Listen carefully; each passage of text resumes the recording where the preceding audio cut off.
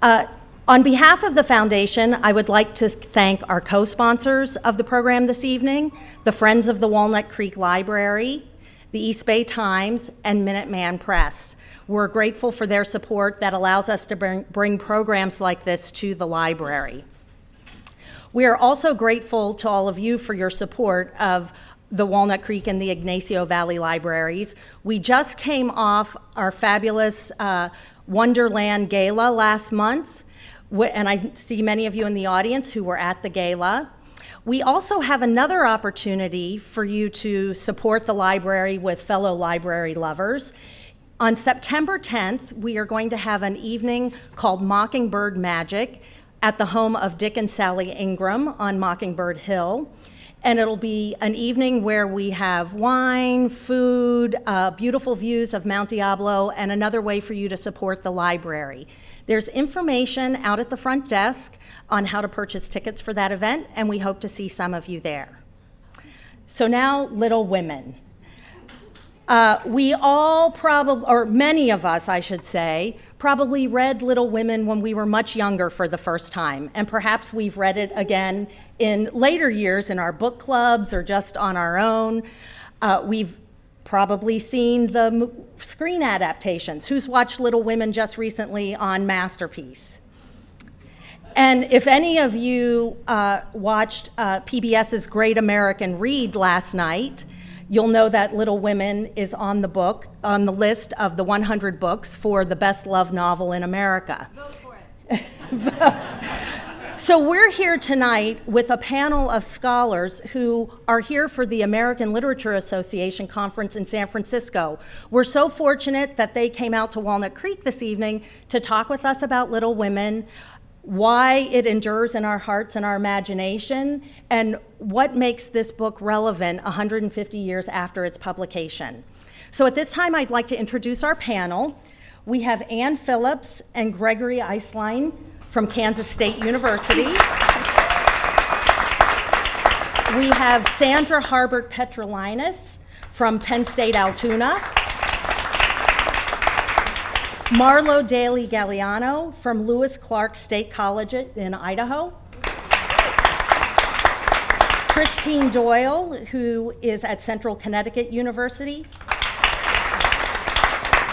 And Melissa McFarland Pennell, who is at University of Massachusetts Lowell. So with that, I will turn it over to Ann and our panel. Thank you for coming this evening. Sandy's going to be our first speaker this evening. Hello, everyone. Thank you for coming out. Can you hear me in the back? Am I all right? Before what my esteemed colleagues and friends here talk to you about Little Women, the book, I want to talk to you a little bit about Little Women, the person, Little Woman, the person, Louisa May Alcott, and especially the town of Concord where she lived, because even though the family moved over 30 times in the adult woman's life, most of what we think about Louisa is centered in the very famous historic town of Concord, Massachusetts, where she had some famous neighbors who were also writers, and I bet you've heard of a few of them. The images here are two of the homes that get the most attention for the Alcott's residences in Concord. It is actually the yellow home here where she lived with her sisters as the little girl. The romps, the games, the theatricals were really in this home. But Orchard House is where they lived when they moved back to Concord in 1858. So the yellow home they lived in, I believe, and I may get corrected here somewhere along the line, from 45 to 48. They had lived in Concord also from 40 to 43. 1840 to 43 in another home, but Orchard House was really the home where they invested a lot of their time and love and where Little Women was written. Her parents, as I said, moved frequently, so in her adult life, once Louisa made the success as a writer that she did, she bought a home in Boston and they lived there as well. But she ended up purchasing the home of the Thoreau family, Henry Thoreau's family, and for her parents as well, but I don't have that image up there. This yellow house, before I move on to the other images, I just want to put the attention there that it's due. It's the only structure in Concord, Massachusetts that actually has the designation as the Underground Railroad stop. There are other homes that are known to have been used in that way as well, but they're privately owned, and those owners have not gone through the paperwork and done what needs to be done to get that designation. So if you have the chance to visit Concord, it's well worth your time to go through that. Louisa May Alcott had conflicted attitudes. As much as Concord is idealized as this charming childhood place and town and full of exciting places to venture and skate and have lots of friends, she was conflicted about it, and I'm sure we'll hear a little bit more about that. So Concord was the happiest time of her life. It was also a time where people were provincial and small-minded, and where the Alcott girls were not always encouraged. And I think we see that in Little Women from time to time. Certainly, two of her most famous friends and friends of the family, and certainly a benefactor financially of the family as well, Ralph Waldo Emerson. So Henry Thoreau, Ralph Waldo Emerson, Louisa adored. Both as a girl growing up, she and Emerson's daughters would go to Walden with other young people, and Henry Thoreau would take them around the pond, and they would go on huckleberrying adventures and things like that together. So on the one hand, Waldo gets her esteem as sort of a more godly, philosophical figure, certainly more fatherly. Henry Thoreau, I think she thought of as an older brother, and possibly a romantic interest, a girl's crush at some points in her life as well. Her deepest affection, I would say, was reserved for Thoreau. And her poem, Thoreau's Flute, was elegized him when he died and was published in the anti-slavery newspaper, The Liberator, and so we think of her for that as well. But Concord was far more than these two famous men. It was filled with women who were activists and reformers, and like her mother, Louisa May Alcott, was very committed to social reform. And so in that effort, she worked with these women quite often, particularly in the anti-slavery effort. That effort was central to all that went on in the Boston-Concord area.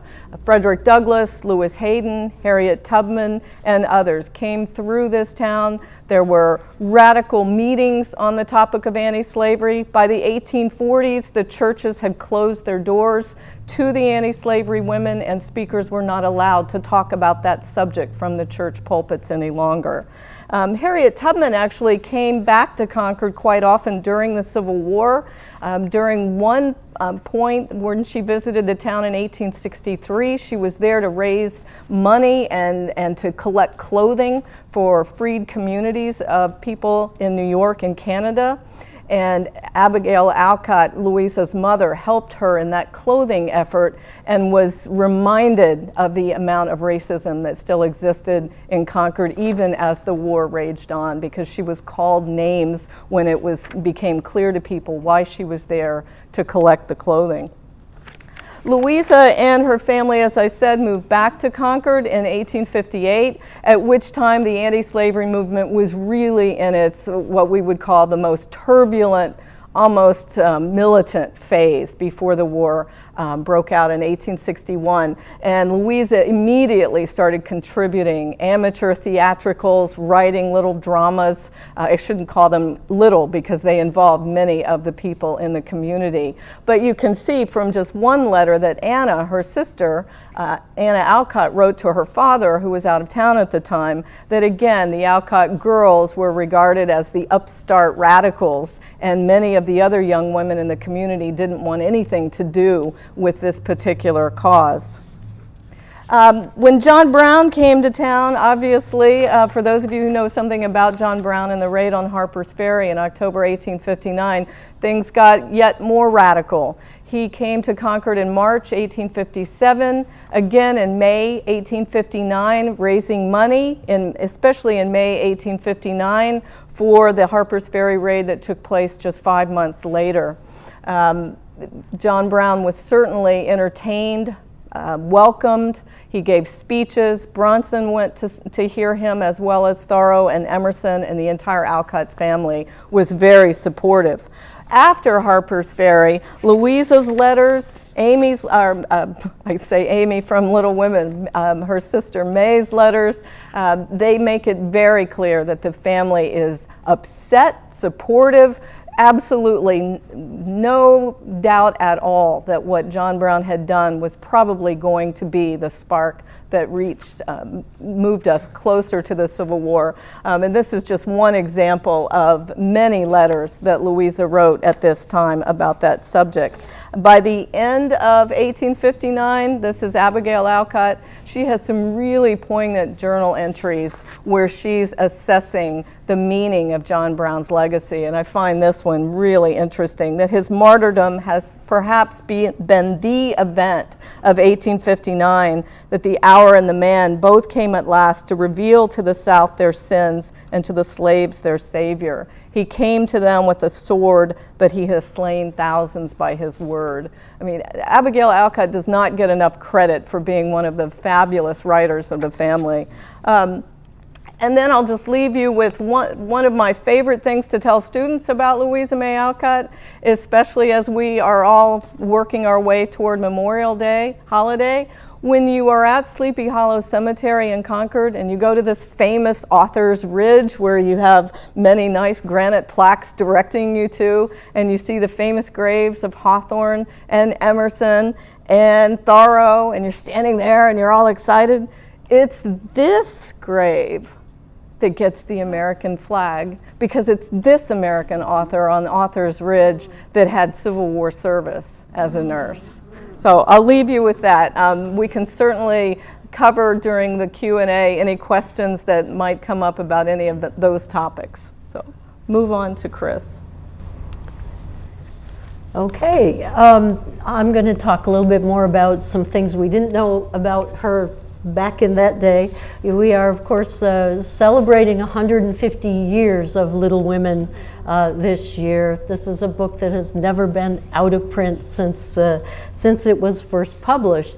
But as Sandy was mentioning, the constricting values in Concord, when Louisa read the Scarlet Letter, she wrote in her journal in 1850, "I fancy lurid things if they're true and strong also." And she said to an interviewer later in her life that she felt that her real taste for writing was for the more lurid stories, but the chain armor of propriety, isn't that how she said it, in Concord, kept her from doing too much of that.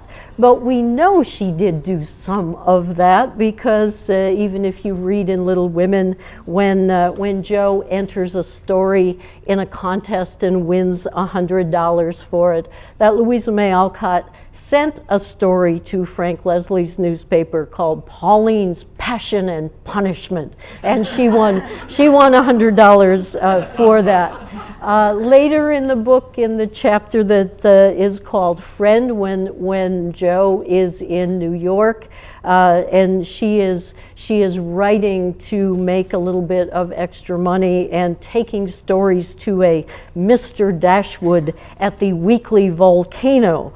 And she mentions how she won this prize in the Blarney Stone Banner, and she sells her stories until she gets very uncomfortable about those kinds of stories.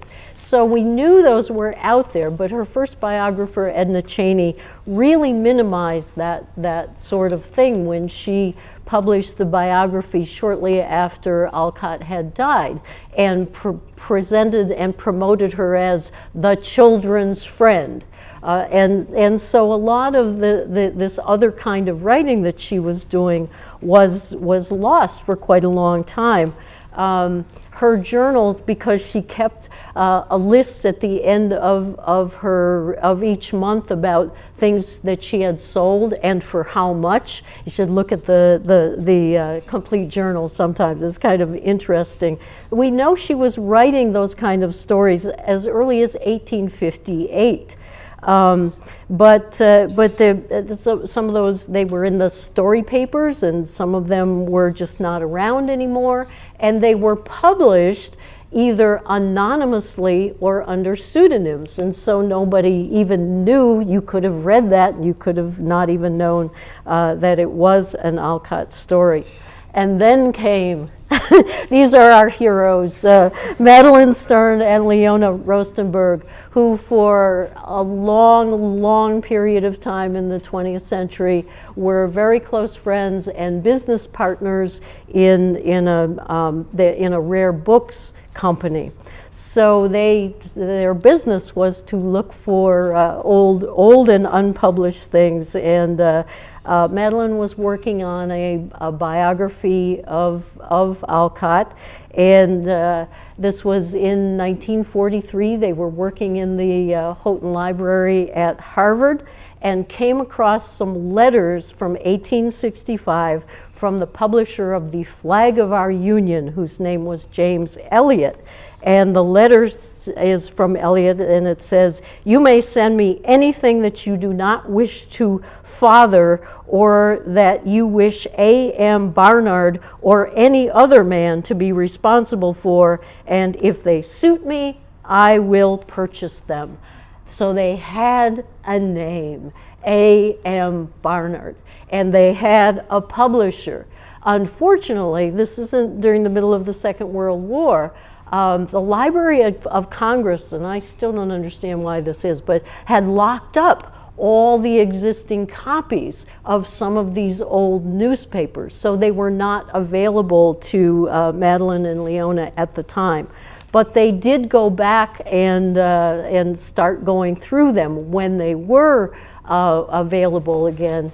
And out of this, there are now 30 of these thriller or potboiler, or sometimes she called them her blood and thunder stories, that they have recovered and republished. And we see in these stories her real attraction, I think, because Frank Leslie, who was the other one who published a lot of these, was actually British in origin, and the British version of those kinds of stories are a bit racier than the American ones were. There's been a lot of work done on this, but there's some of the things that they did, and I think you could appreciate her interest and her practicing the kind of character studies.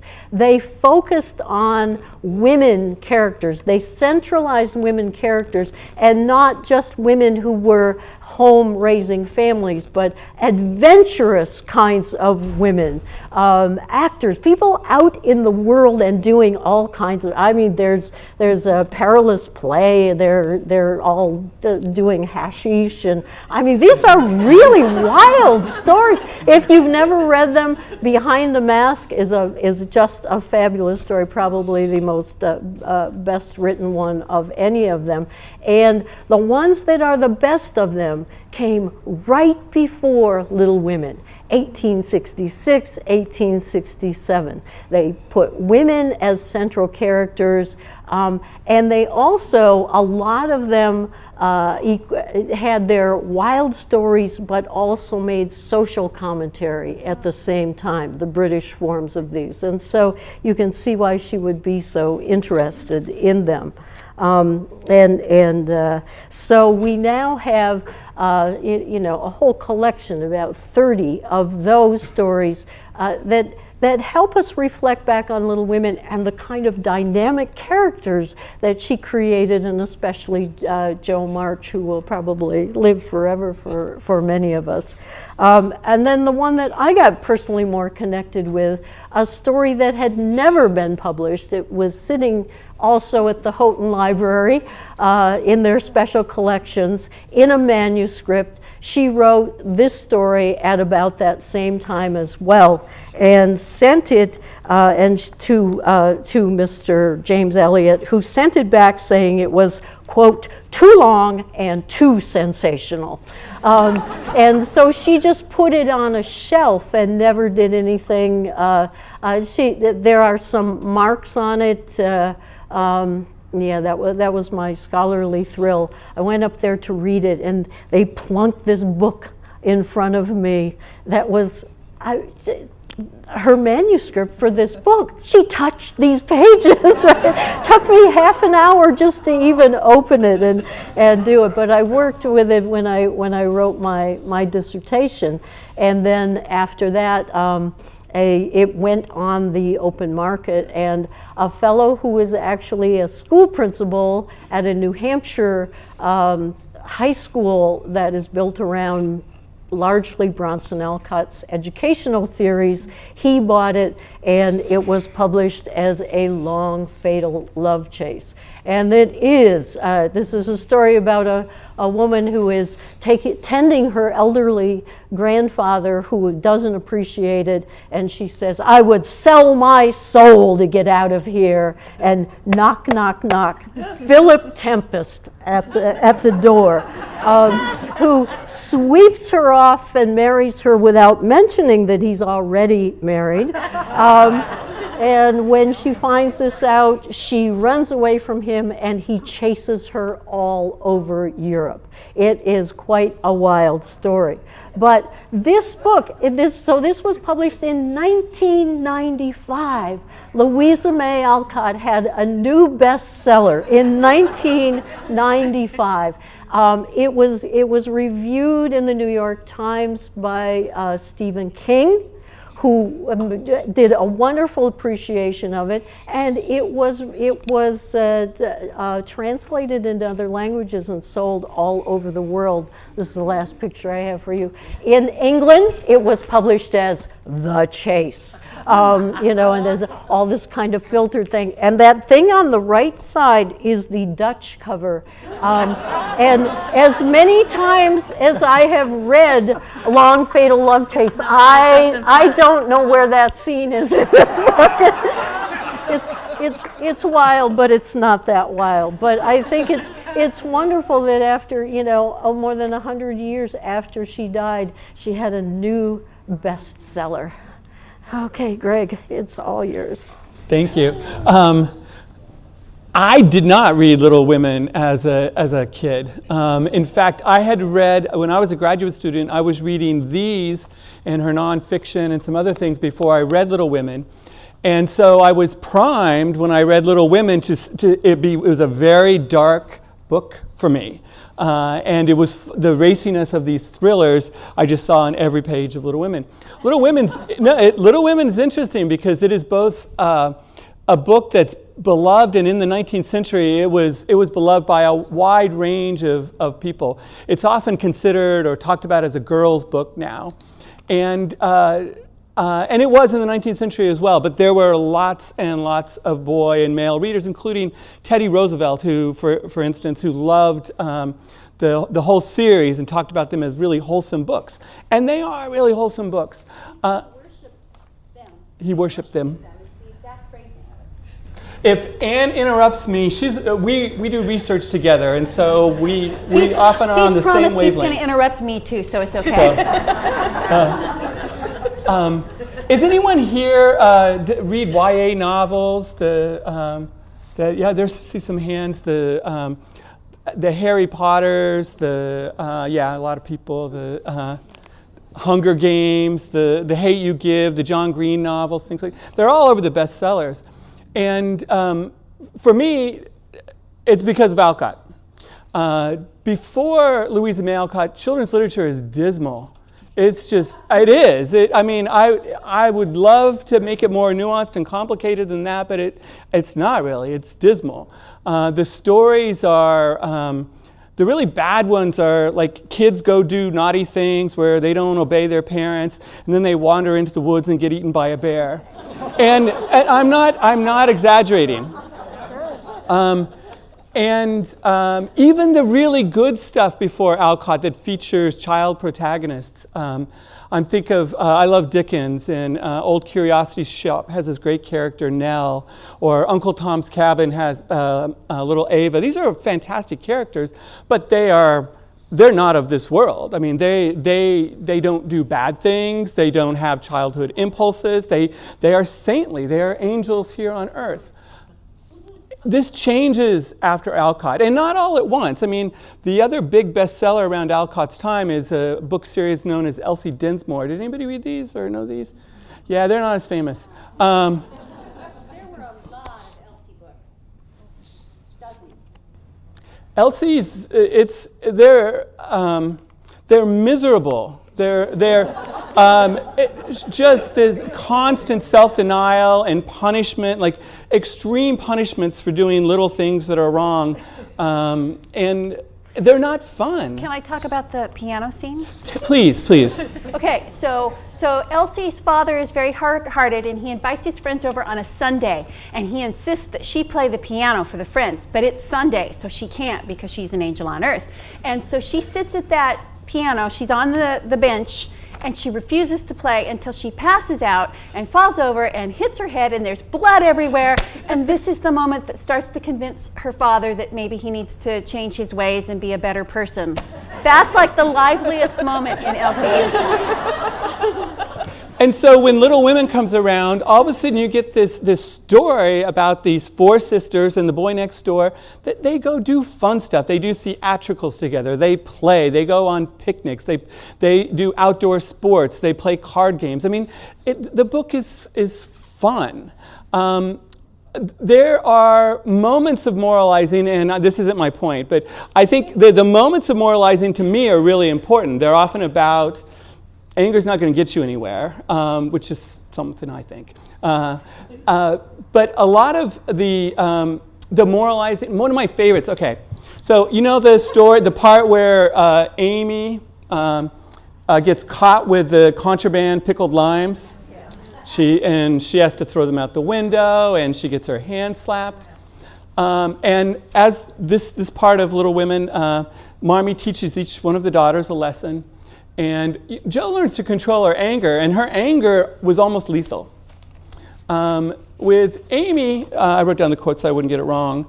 When Marmee kind of gives Amy a chance to talk about what she learned, Amy says, well, it's nice to have accomplishments and be elegant, but not to show off. And it's like, no, Amy, that's not really the lesson you just learned at all. And the book kind of points out that Amy has ethical limitations. She's a kid. And the real moral, I think, of that chapter is that Mr. Davis's corporal punishment is not okay. It's not okay to hit little girls because they broke a rule. So the play, I think, is important. I think another reason the book is really important is it alters significantly the conventional family story. One thing that's interesting but odd about it is Mr. March is hardly there. And so it becomes very much a story about the four sisters and their mom. And these relationships between the sisters, they're all so different from each other. And for me, one of the things I love about this book and talking about it with students is that it reminds readers that there's all kinds of different ways to be a little woman or to be a person and to grow up. There's not one kind of femininity. There's not one kind of masculinity. There's not one way to be somebody. For me, Marmee is one of my favorite characters. And there's a belief, I've read this in criticism sometimes, that, well, Marmee's kind of conventional, this good mother dispensing moralistic wisdom. What's actually really interesting about most literature and the representation of moms is that they're evil, or they're funny and laughable and need to get gotten away with. I would argue that the dominant trend in literary works from Medea through Hamlet to Pride and Prejudice to the present is that moms are either funny and kind of stupid, Mrs. Bennet in Pride and Prejudice, or they're evil. My 2.5-year-old is obsessed with Hansel and Gretel. That's this one mean stepmom, right? She's and Marmee's not. Marmee is not, and it's one of the things I love about the book. The intensity of the relationship between the sisters seems to mirror the family. And one of my favorite and I think oddest moments in the book is the first wedding Meg gets married to John. And the minister, which is Mr. March, says, you can kiss your husband now. You may kiss the bride. She says, no, I got to save my first kiss for Marmee. That's odd, right? But I think so the book is not conventional in the way that it represents, but it's not negative. The moms aren't these mean stereotypes that the girls get to grow up against. In fact, the mother is somebody who's encouraging them to develop in these very different ways. I think that's important. I'll hurry here. It disrupts our sense of gender. I mean, you probably all know Jo's a tomboy, right? She's very masculine. She whistles. She likes to play all the male parts in the theatricals. She uses slang and loves it. She wishes that she had been born a boy, and she wants to go off to the war and fight. Laurie is the boy with a girl's name. Laurie is portrayed as sentimental. He's very emotional. Those of you who saw the BBC version, I thought they did a great job with portraying Laurie as this emotional kid. And you know what? There are some teenage boys that get emotional about these things. And Alcott wanted to capture that, I think, in her presentation of Laurie. Even Amy, who is sometimes in the criticism and sometimes by readers seen as very traditionally feminine. And those of us who love Jo, it often takes us a while to get to love Amy because she burns the book, right? Yeah.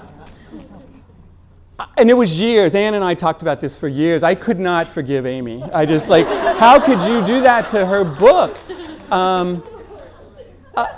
And then it was a critic, it was Elizabeth Kaiser, who reminded me that in a lot of ways, Amy might be the feminist character in the book. We often think it's Jo, but Amy's the one that gets everything she wants.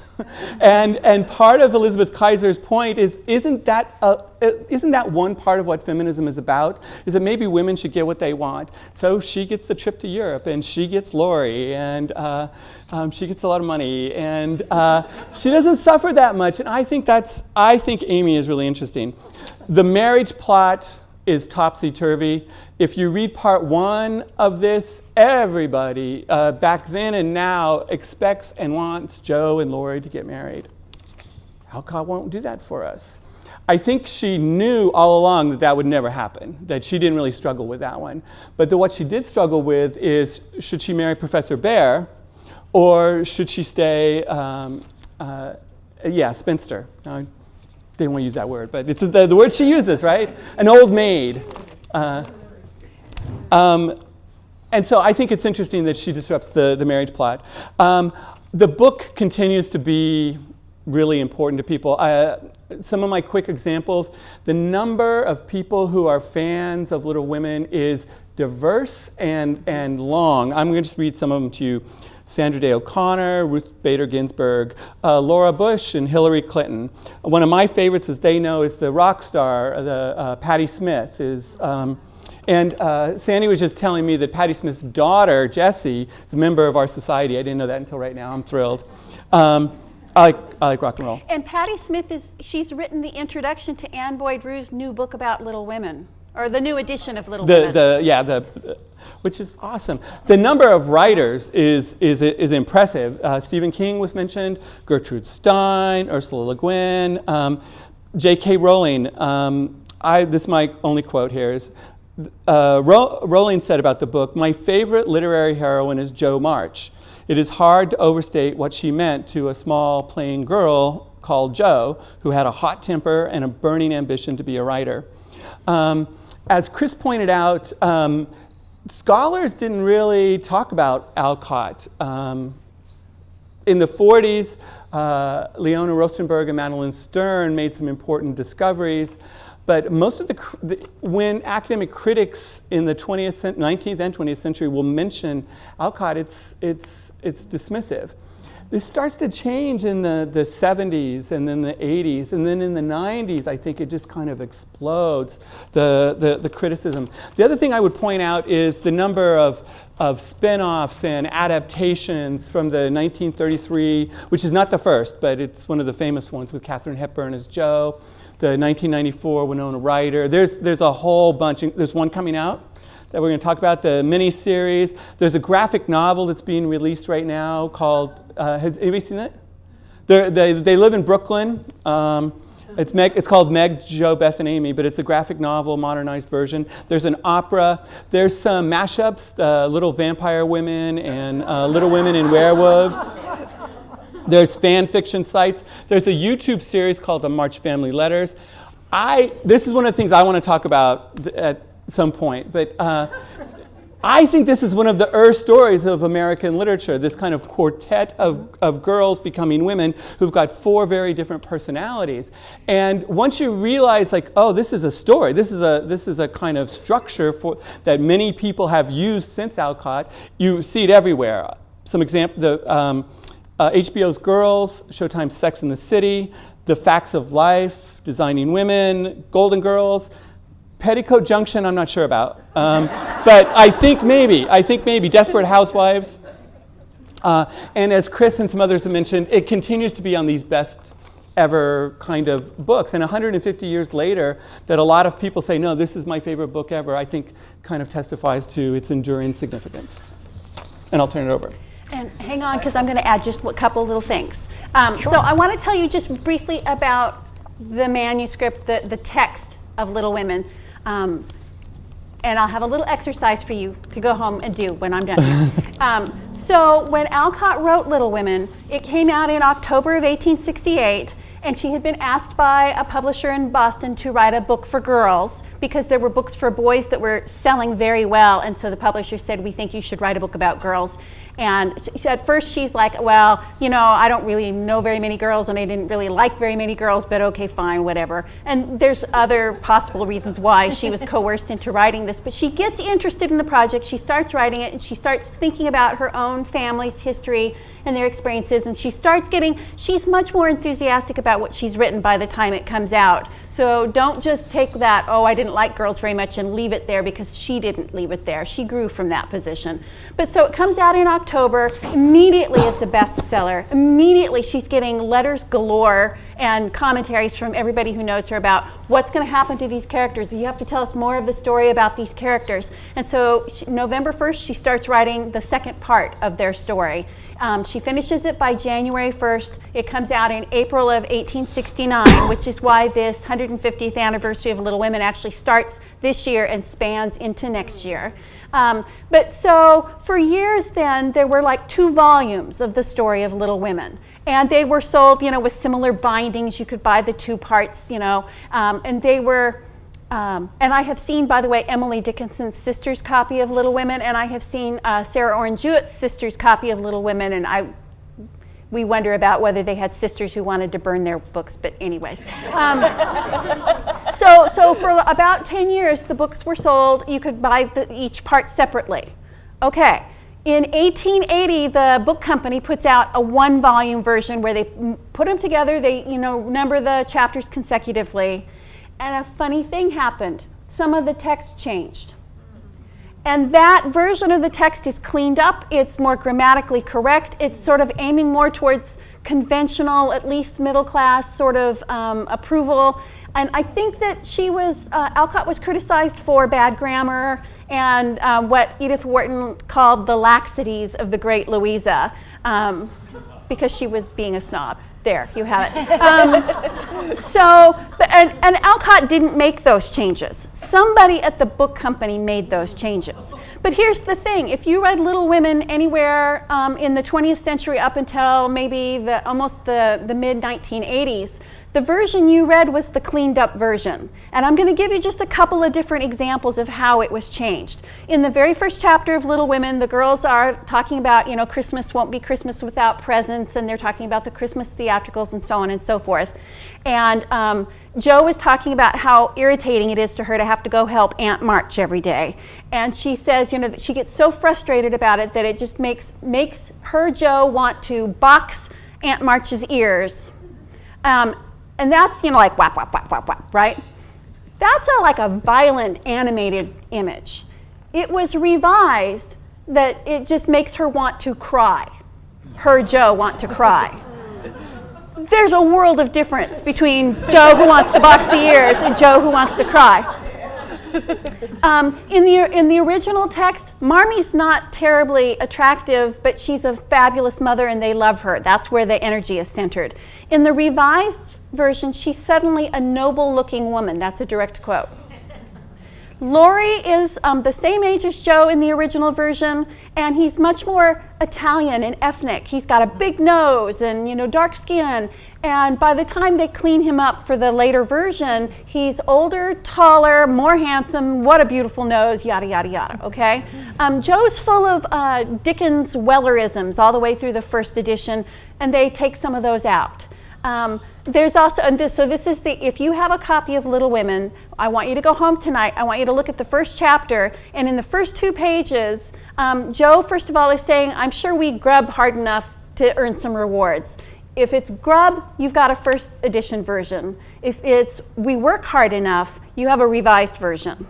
And the other one that I always go to, like if I'm in a bookstore or a student brings, you know, her mother's copy to me and says, look at this, what do you know about this? I immediately go and look to see if Jo is examining the heels of her boots in a gentlemanly fashion, or she's examining the heels of her shoes. The shoes are the revised ones, and it makes her less tomboyish, right? But I am always so happy when the version they bring me says that she's examining the heels of her boots in a gentlemanly fashion. So that's your assignment for tonight, is to check your copies. So take it away, Melissa. Gosh, well, I'm not sure I can come up with anything that is as interesting as all of that. Unlike I think most of the other panelists up here, did not read Little Women until I had finished graduate school. And it was actually the second book by Alcott that I read, because the first book by her that I read was a novel called Work, which is a book that she wrote for really adult readers. And that follows the career of a young woman named Christy Devon, who has to make her way in the world. But as I was thinking about this panel and about the way that I have reacted to things in Little Women, one of the things that really struck me about the novel is the way that Alcott, throughout the book, is presenting us images of women working. And I think that, too, speaks to a lot of women's experiences today, that there is really a tremendous range of work that women do. And some of that work is seen out in the public sphere and is noticed by everyone. But there's still lots of work that women do that tends to be, as I was sharing with a few of my colleagues, invisible. And I think that part of what Alcott does in Little Women that makes that a book that speaks to us as adult readers as well is talk about a lot of that invisible work. And one of the things that made me think about using that term for it was that I started trying to find images to show you of 19th century women's work. And it's very difficult to find them. And so I only have a couple of photographs to show you. And one is of a group of working women that Alcott would not herself have really been very enthusiastic about, because as some of you may know, the one area of work for women that she does not talk about in her fiction is going into the factories to work. And yet, when her family was dealing with desperate poverty at times, and they were living in Concord, Lowell, Massachusetts is 12 miles up the road. And it was full of textile mills that were employing young women who lived in boarding houses together and often went to work in those mills with other family members, so that sometimes sisters or cousins or at least young women from the same town, all moved up to Lowell and lived in the same boarding house together. And so they also had sisterly relationships at times, but it was a kind of work that Louisa herself just could not bring herself to endorse. And I think it's partly because she feared that there would be a loss of individuality, that if you became attached to a machine, your individual self would start to be erased. And so I'm going to see if I can do this. You gotta go past mine. Oh, nope, heading the wrong way. Sorry about that. So I just thought you would like to see a photograph of some of those young women who were working in the mills in the 19th century. And this is actually a photograph from Lowell. By the time that Little Women is being published, changes are happening actually in most of the textile mills in New England, and increasingly young women are no longer the primary workforce in those mills. But it's fun to have this image to look at. In Louisa's own life, she was actually surrounded by working women, and we sometimes tend to forget that. Her mother was a working woman. Her mother engaged in social work and was active in lots of reform movement activities. Louisa also spent time around, sometimes in contentious ways, but also knew her socially. Elizabeth Peabody, who was an educator, an author, and a publisher. And she also knew Margaret Fuller, who was an author, a journalist, and one of the first women foreign correspondents in the history of American newspapers. And she knew Sarah Alden Bradford Ripley in Concord, who was a tutor and a translator of foreign languages. And many of the young men who were admitted to Harvard had actually gone to Sarah Alden Bradford Ripley for tutoring in their Greek and Latin studies in order to pass the entrance exams. And so Louisa was aware that there were lots of women who were out there doing work. But sometimes that work wasn't always as noticeable.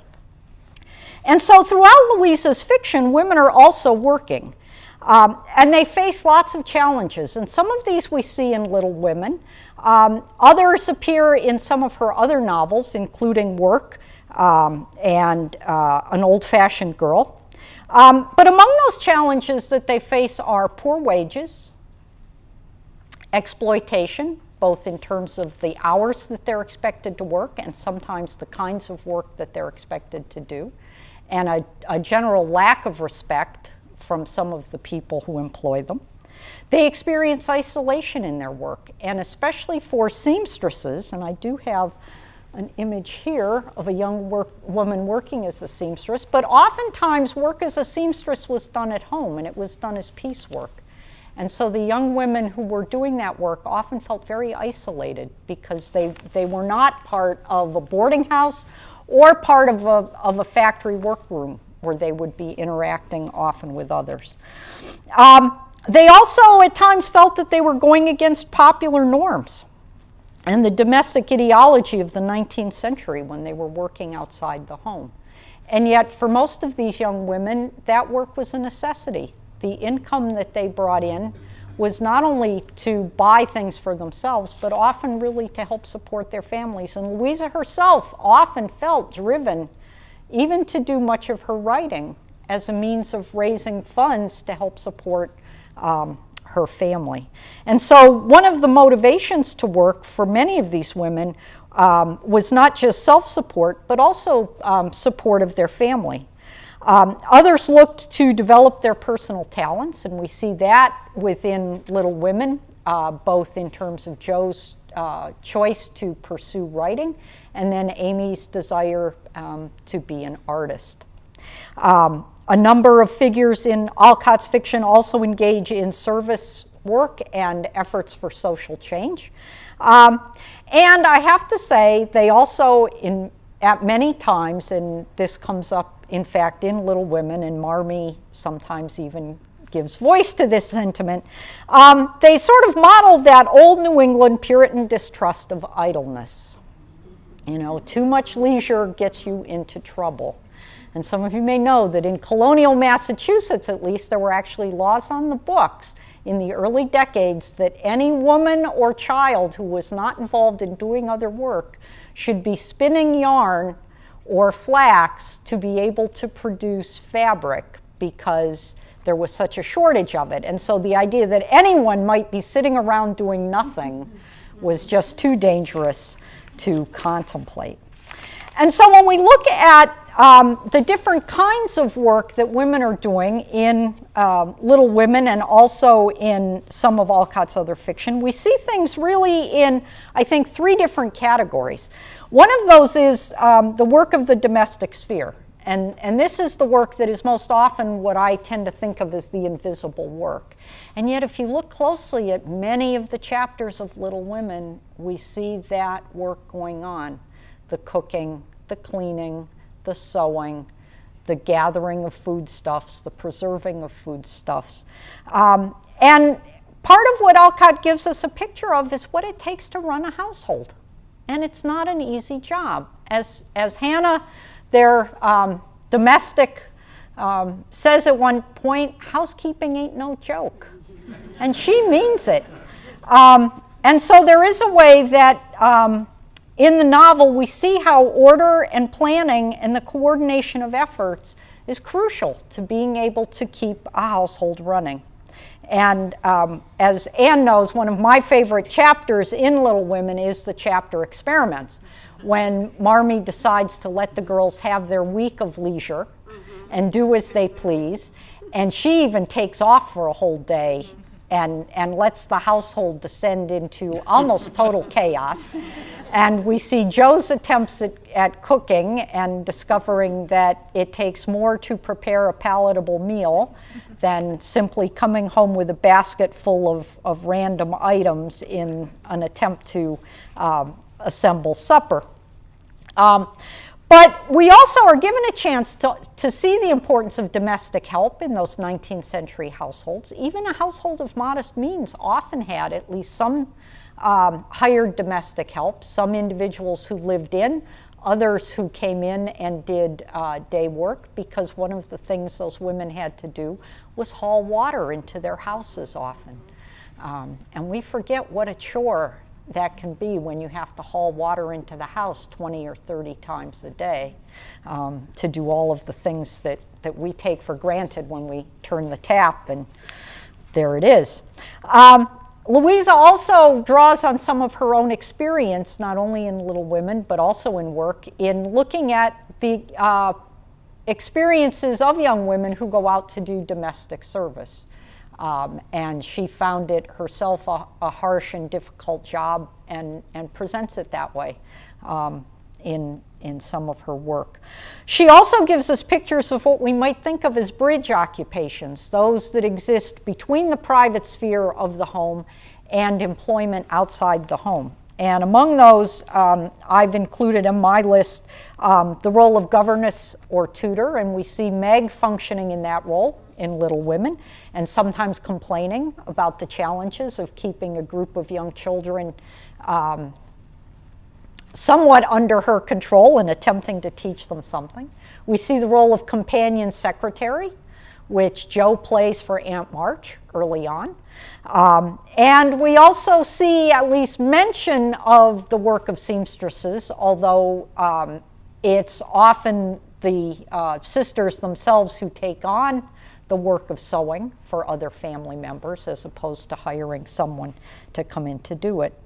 And then we see the public work that goes on, the work of women as teachers and as social workers, including Marmee's work within the novel and the way that she not only herself is reaching out to those in need, but encouraging her daughters to do the same thing.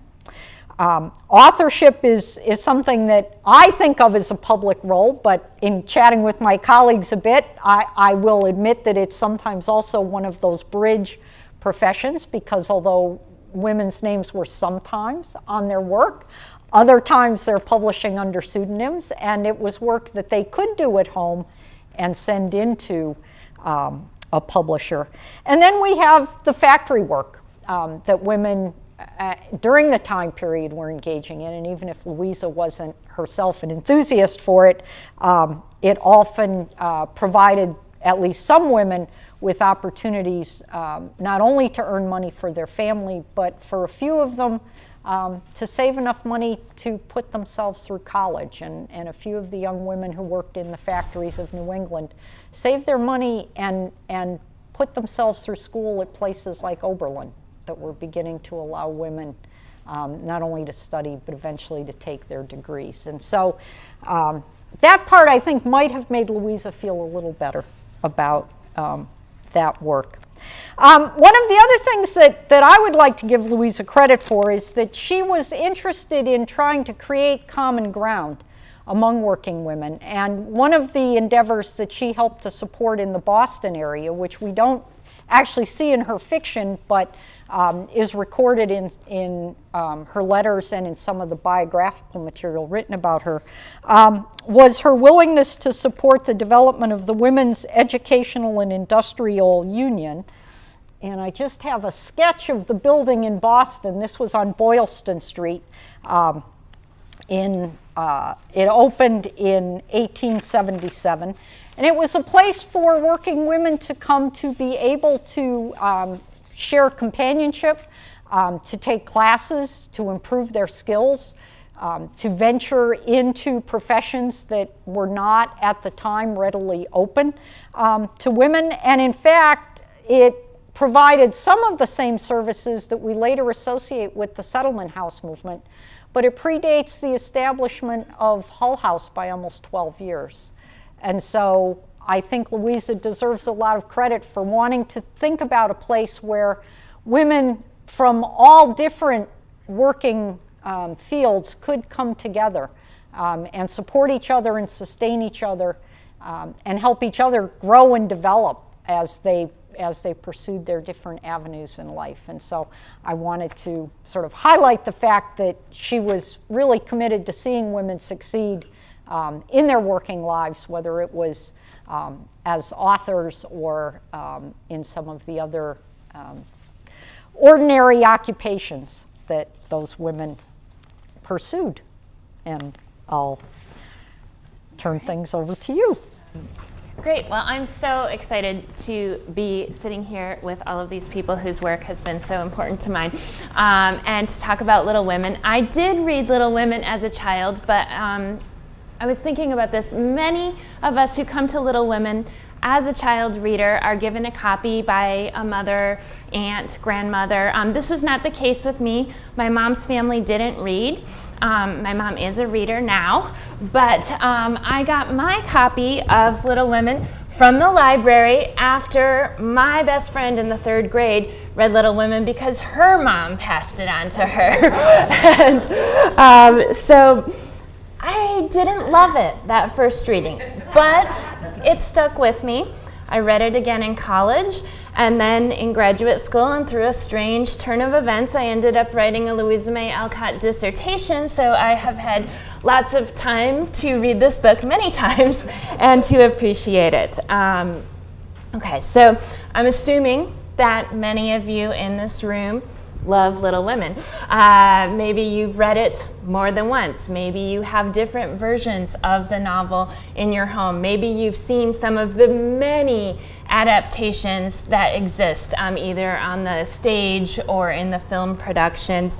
And I think all of these attest to what all of the other panelists have said, the power of this novel that is celebrating its 150th birthday right now and continues to be relevant to us in so many ways. So it was culturally a very important work.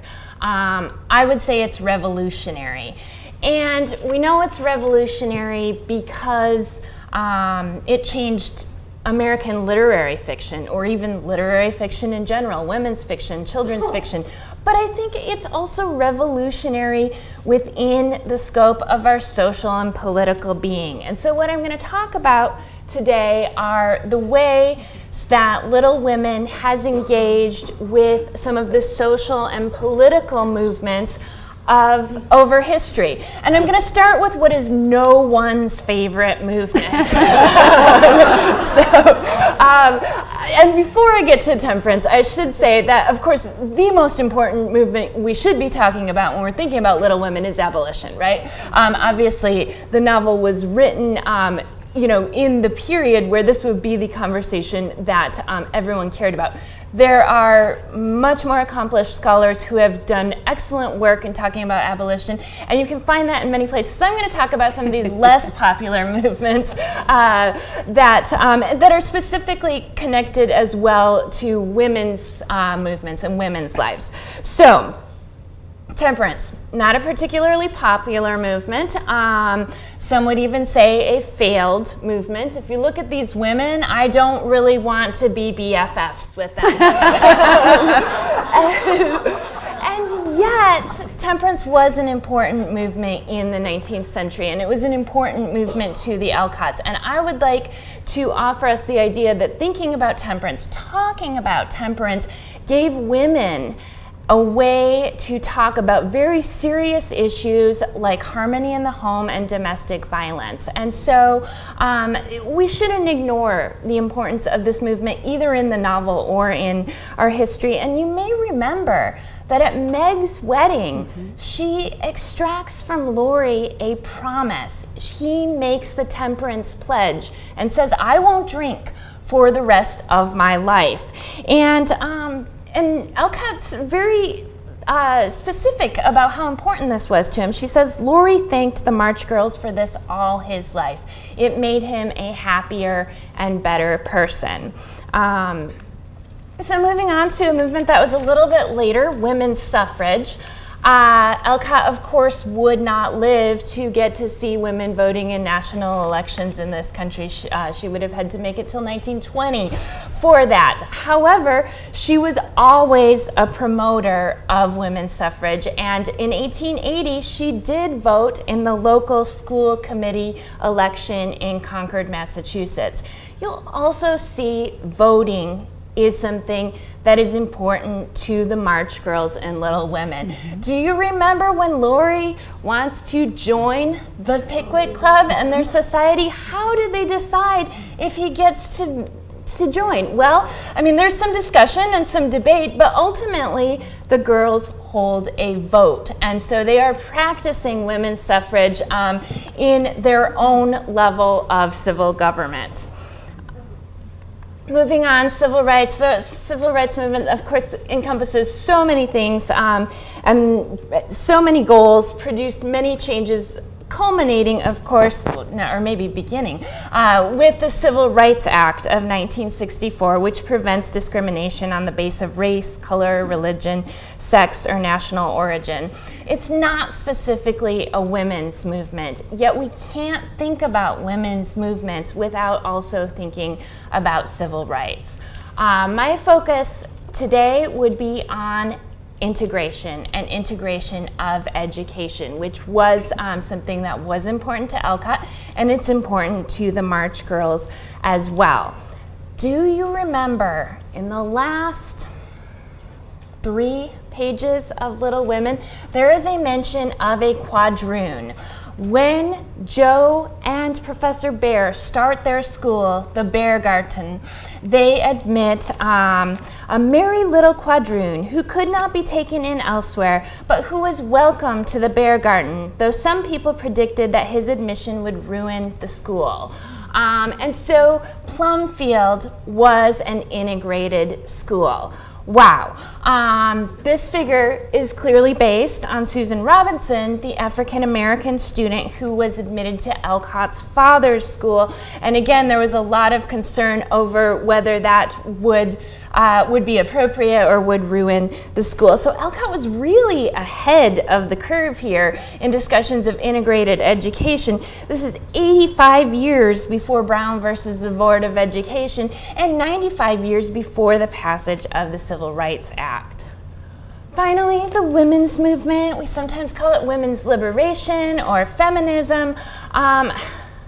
duh, right? This is all over Little Women. And of course, it's something that Alcott wants to advance. She shows women and girls finding their own empowerment and satisfaction through their writing, through their art, through their relationships with others, the way they structure domestic activities, even in the way they're thinking about marriage as a partnership.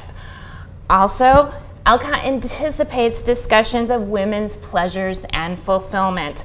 When I teach Little Women, I like to ask my students if they've enjoyed the sex scene.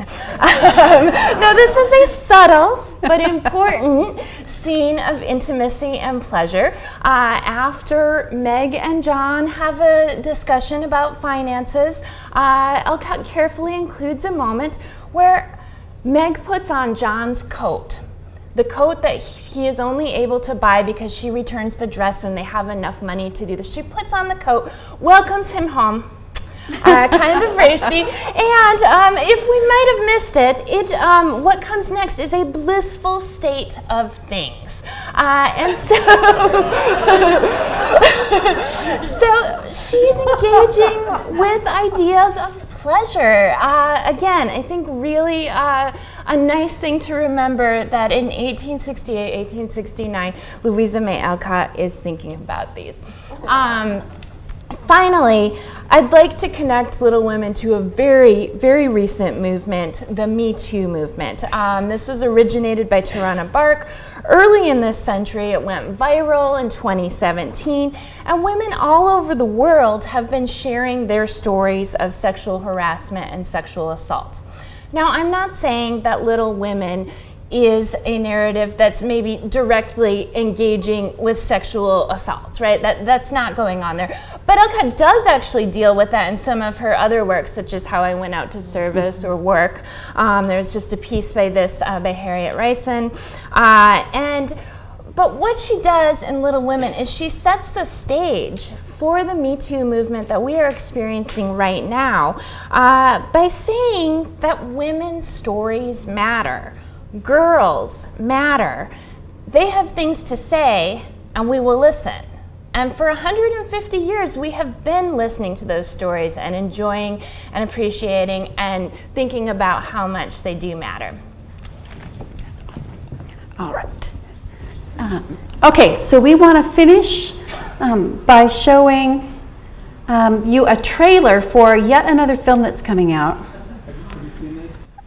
And it is, there's a new film adaptation of Little Women that's set in our present time. So here's the trailer for it. I want to write something that won't be forgotten after I die. You will. I know it. And it's definitely a pass for me. It's a pass for me as well. Me too, sweetie. Thank you.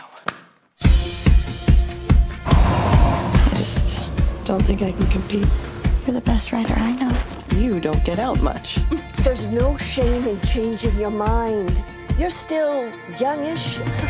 Professor Bear, I need to talk to you. I'd be happy to read more of your novel. You would? I have been wanting anyone to read it. It's not quite ready. Am I a hopeless case? Maybe it's time to take a break from this one. I've been working on this for 10 years. Exactly why it might be helpful to try working on something else. When do I stop feeling like this? You're a writer. Don't you want your story to be unexpected? You are far more interesting than what you write. I want to be reading more of you. I am not interesting. There he is again. So you're the infamous Lawrence grandson. Lori. Call me Marmee. That's Beth. Ew. Amy. I'm Meg. We come into this world perfect. And we go through all these stages of learning and shifting and changing, breaking, even, and we become something far from perfect, but perfectly unique. Will you hold on to me? Try to give a little love to you. Just enough to see us through. Never stop doing what you love, ever.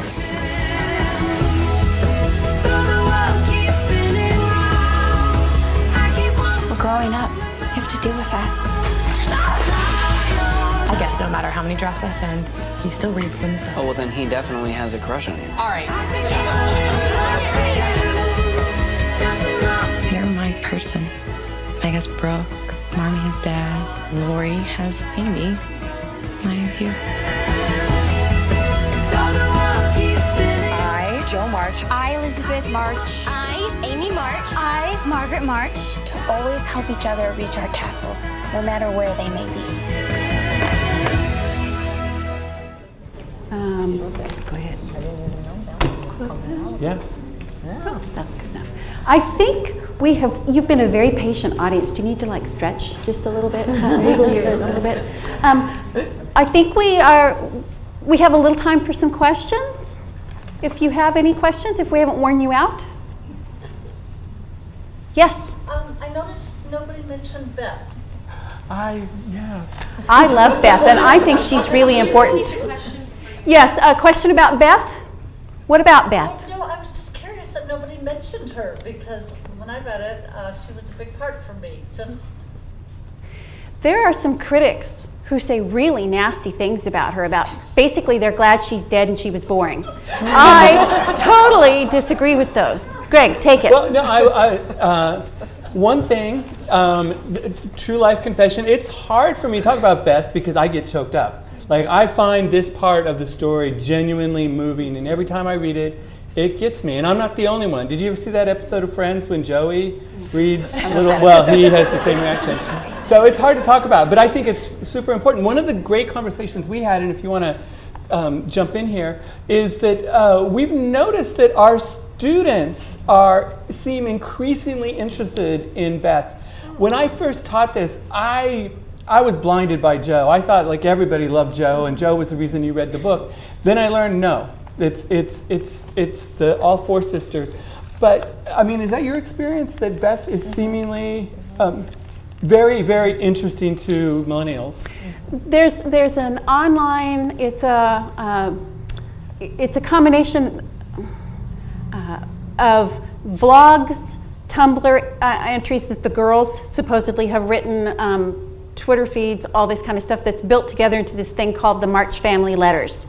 And it's really, really interesting. But what was fascinating about it is that the character of Beth seemed to resonate the most with the audience that was watching that online. And she would play songs, and there would be like the lyrics for her songs in one of the Tumblrs. And also she talked about social anxiety disorder, and that incredibly resonated with people. I mean, the stuff that she put on her Tumblr got republished by more people than a lot of the other Tumblr entries that the characters were producing.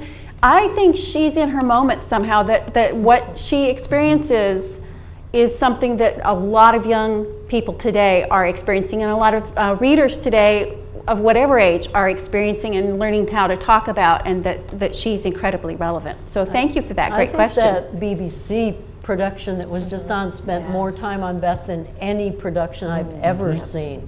Really, and with the social anxiety stuff, how many times, like 4 times she goes over to the Lawrences, and Marmy's always saying, you gotta do this, you gotta do this. But she has a lot more dialogue.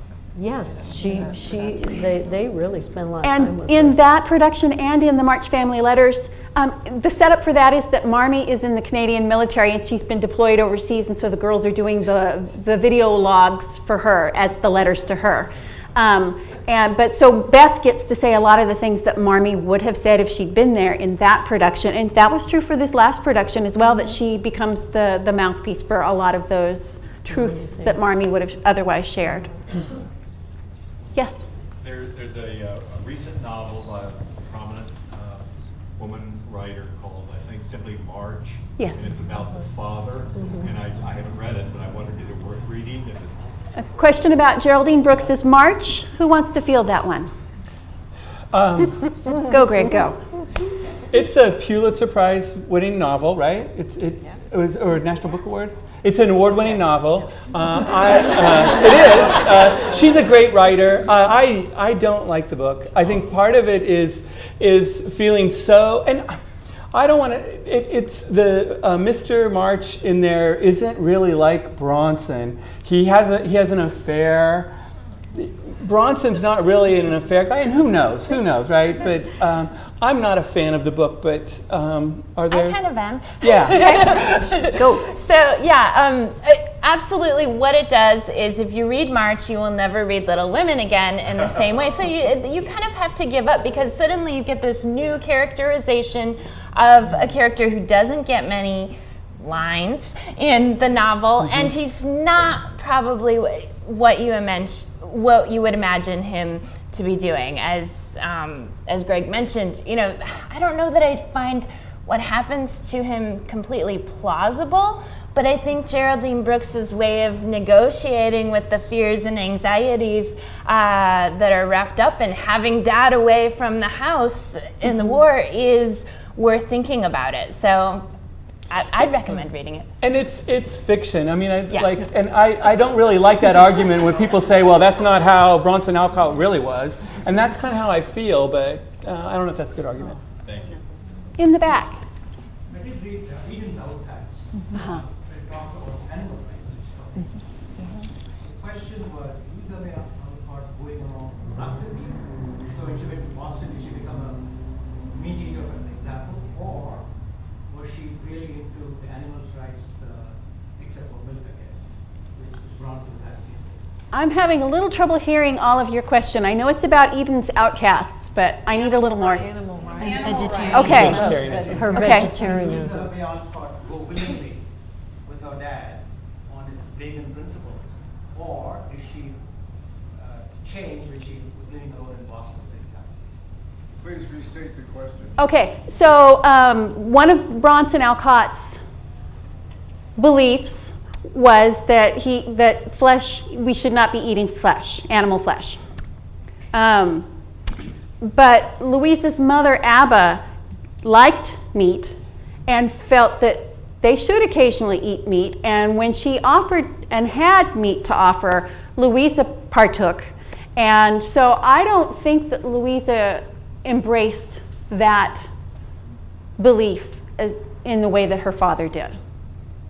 I think she also wiggles a little on temperance.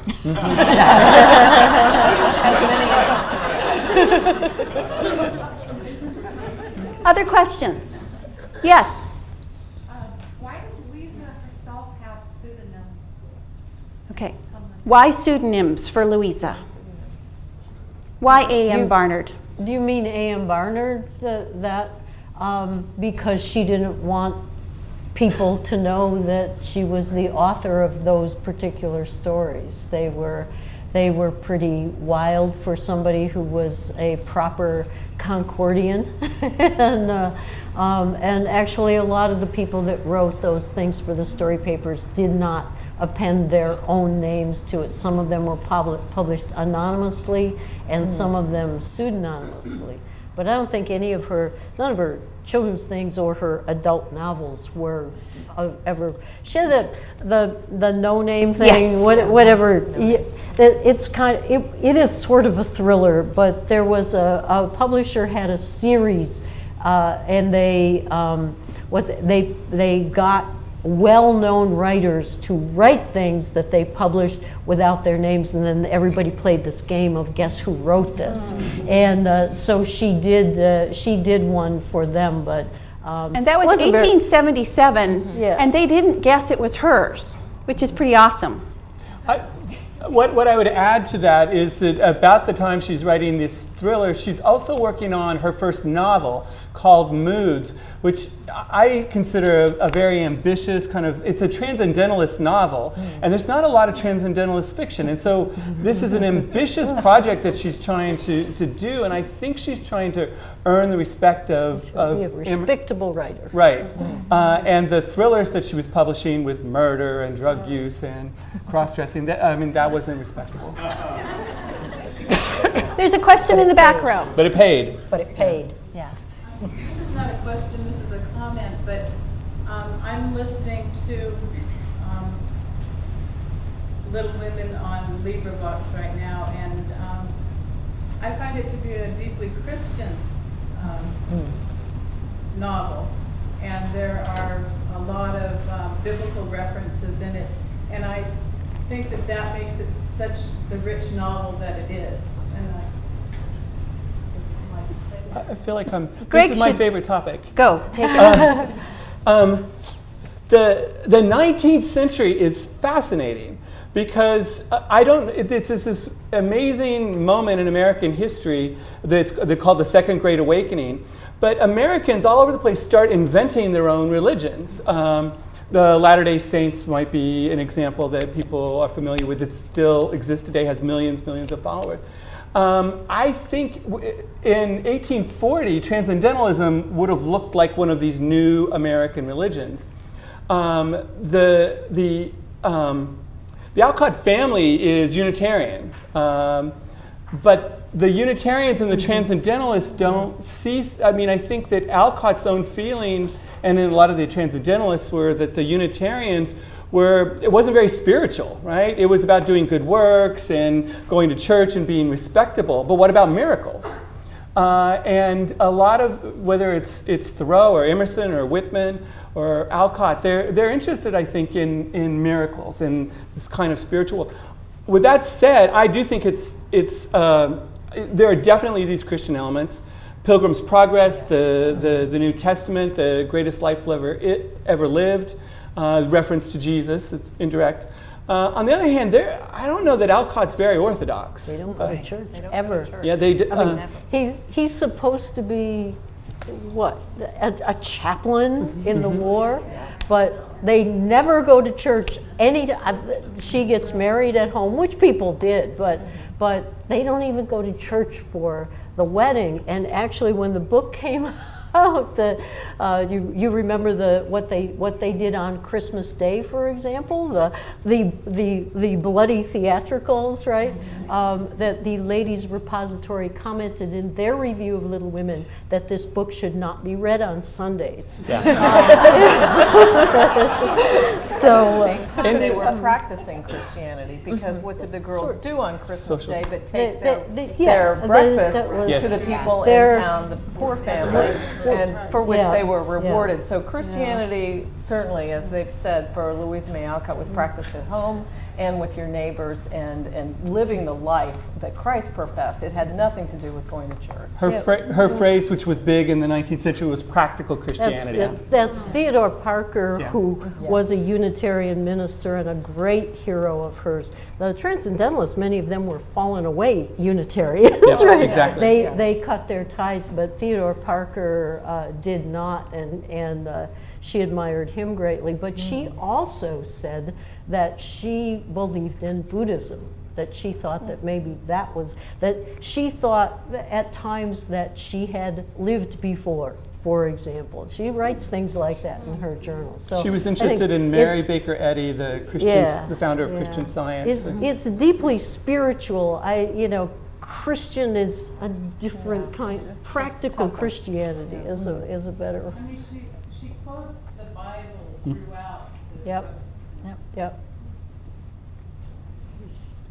Thank you for, one last question, yes. The panel had mentioned that Alcott did perhaps ponder whether or not to have Joe marry. So my question to you is, would there have been a Plumfield Academy if Joe had been a spinster and then the follow-up Little Men and Joe's Boys? What would have happened had she been a spinster?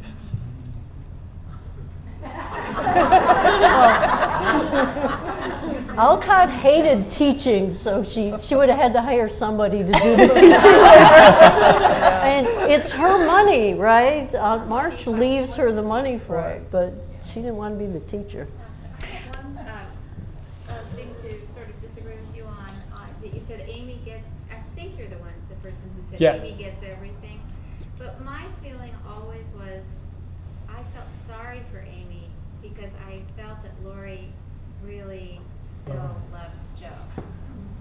And there are those moments where Joe and Lori look at each other across the room, and you realize like the flame is still burning. Like, And I have to say about that, so when Louisa went to Europe in 1866, she went as a companion to an invalid, and she met this young man from Poland and really fell for him.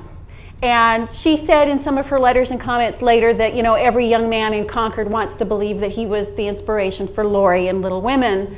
But it's this young man from Poland that she met that really won her heart. And she that when she stopped being the companion, she got to spend a few weeks in Paris, and he met her there. And we don't know what happened at that point. But it's the place that she actually went back and she erased in her journal what she said and said, well, it couldn't be. And she scratched it so thin that there's like a hole on that page in her journal, and she didn't do that other places. And I really think that Little Women is still so powerful for so many readers, partly because her passion, her experience, her personal experience is woven into that relationship between Jo and Laurie in the book. And so in some ways, the thing about, publishers are very perverse, and they're, forcing me to make Jo marry somebody, but I've made a funny match for her. I mean, everybody quotes that line from her journal all the time. And it's like, oh, she never would have done it by herself, but she knew what it was to love somebody that much. And she couldn't help putting that into her book. And I think the books that frustrate us and that we have to wrestle with are the ones that stay with us the longest. And I really think that's at the heart of what this book is doing, that we still are wrestling with. So, thank you for your questions.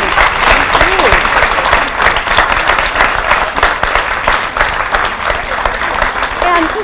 And on behalf of the panelists, I want to thank our friends at the Walnut Creek Public Library. We're so honored that you wanted to put this program on, and they've been the best hosts ever, and so thank you very, very much for having us. Thank